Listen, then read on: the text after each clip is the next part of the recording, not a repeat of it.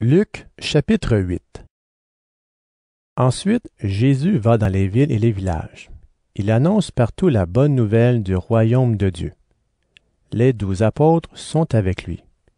Il y a aussi quelques femmes. Avant, elles avaient des esprits mauvais et elles étaient malades, et Jésus les a guéries. Les voici. Marie, appelée Marie de Magdala, 7 esprits mauvais sont sortis d'elle. Jeanne, la femme de Chouza, un des fonctionnaires d'Hérode Antipas, Suzanne et plusieurs autres. Avec leur argent, elles aident Jésus et ses disciples.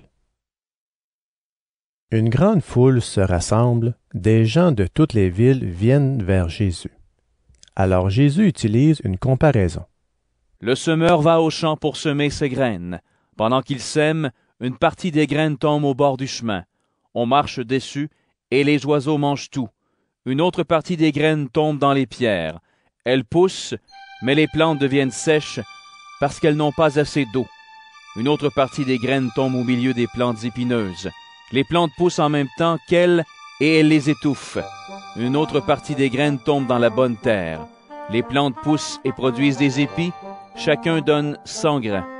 Et Jésus dit d'une voix forte, « Celui qui a des oreilles pour écouter, qu'il écoute. » Les disciples de Jésus lui demandent, « Qu'est-ce que cette histoire veut dire? » Il leur répond, « Dieu vous donne à vous de connaître les vérités cachées du royaume de Dieu, mais les autres gens entendent seulement des comparaisons. Ainsi, ils regardent, mais ils ne voient pas. Ils entendent, mais ils ne comprennent pas. » Jésus dit à ses disciples, « Voici ce que l'histoire veut dire.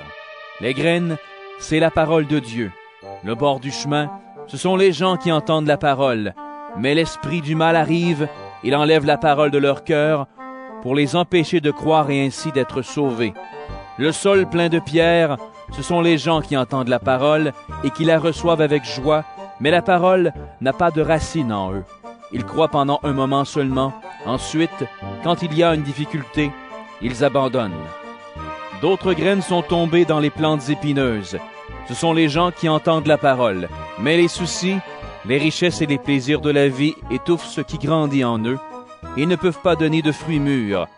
D'autres graines sont tombées dans la bonne terre. Ce sont les gens qui entendent la parole avec un cœur bon et sincère.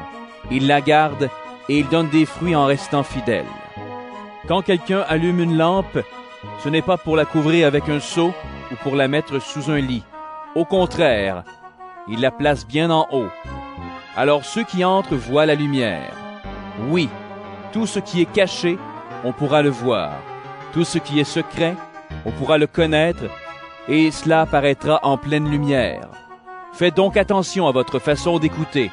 En effet, celui qui a quelque chose, on lui donnera encore plus, mais celui qui n'a rien, on lui enlèvera même le peu de choses qu'il a. » La mère et les frères de Jésus viennent le voir, mais ils ne peuvent pas arriver jusqu'à lui à cause de la foule.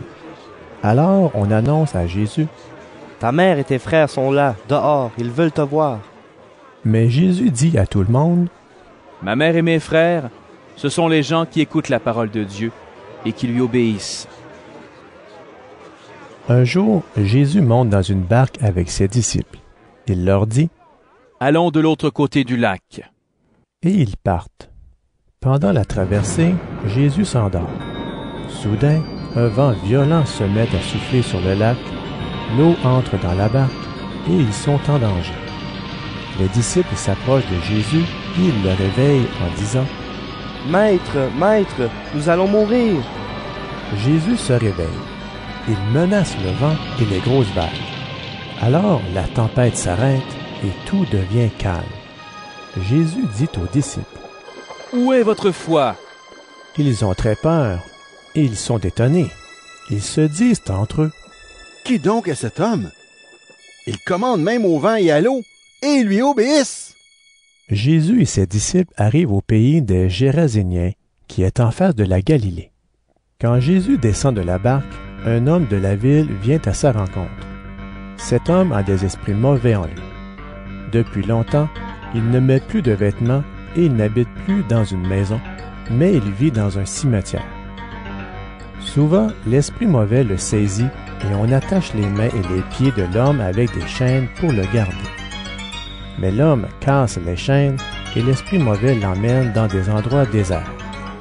Quand l'homme voit Jésus, il tombe à ses pieds en poussant des cris et il dit d'une voix forte: « Jésus, Fils du Dieu très haut, qu'est-ce que tu me veux?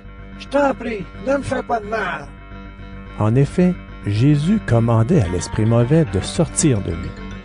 Jésus demande à l'homme: « Quel est ton nom? » Il répond: « Je m'appelle Armé. » Il dit cela parce que beaucoup d'esprits mauvais étaient entrés en lui. Les esprits supplient Jésus en disant: « Ne nous envoie pas dans la prison des esprits mauvais. » Il y a là un grand troupeau de cochons qui cherchent leur nourriture dans la montagne.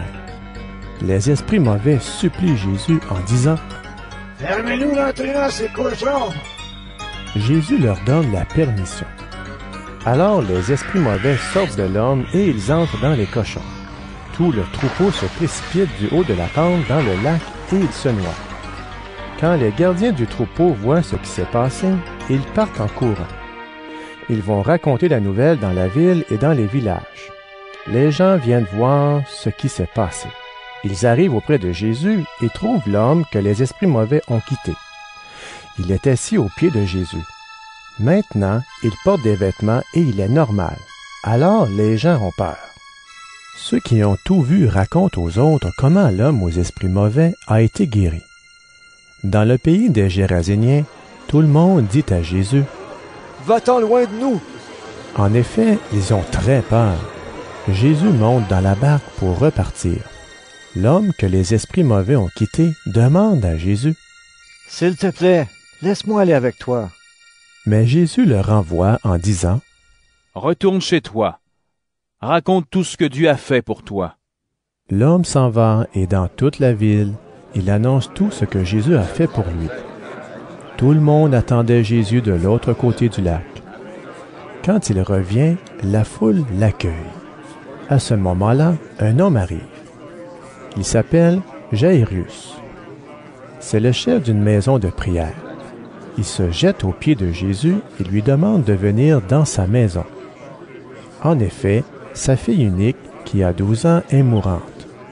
Sur la route, Jésus est presque étouffé par la foule. Il y a là une femme qui est malade. Depuis 12 ans, elle perd du sang. Elle a dépensé tout son argent chez les médecins, mais personne n'a pu la guérir. Elle arrive derrière Jésus et elle touche le bord de son vêtement. Aussitôt, son sang s'arrête de couler. Jésus demande: « Qui m'a touché? » Tous répondent: « Ce n'est pas nous. » Pierre dit à Jésus: « Maître, ce sont les gens autour de toi qui te serrent. » Mais Jésus dit: « Quelqu'un m'a touché.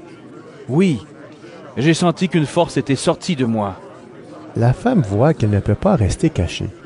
Alors, en tremblant, elle vient se jeter aux pieds de Jésus. Devant tout le monde, elle raconte pourquoi elle a touché Jésus et comment elle a été guérie tout de suite. Jésus lui dit: « Ta foi t'a sauvé. Va en paix. » Pendant que Jésus dit cela, quelqu'un arrive de chez Jairus, le chef de la maison de prière. Il lui dit: « Ta fille est morte. Ne dérange plus le maître. » Jésus l'entend et il dit à Jairus: « N'aie pas peur. Crois seulement et ta fille sera sauvée. » Jésus arrive à la maison. Avec lui, il laisse entrer seulement Pierre, Jean et Jacques avec le père et la mère de la petite fille. Tous les gens pleurent, ils sont dans le deuil à cause d'elle. Jésus leur dit: « Ne pleurez pas. Elle n'est pas morte. Elle dort. » Les gens se moquent de lui. En effet, ils savent qu'elle est morte. Mais Jésus prend la main de la petite fille et il l'appelle en disant: « Mon enfant, réveille-toi. » Elle revient à la vie et elle se lève tout de suite. Jésus commande de lui donner à manger. Ses parents sont vraiment très étonnés, mais Jésus leur donne cet ordre: « Ne dites à personne ce qui s'est passé. »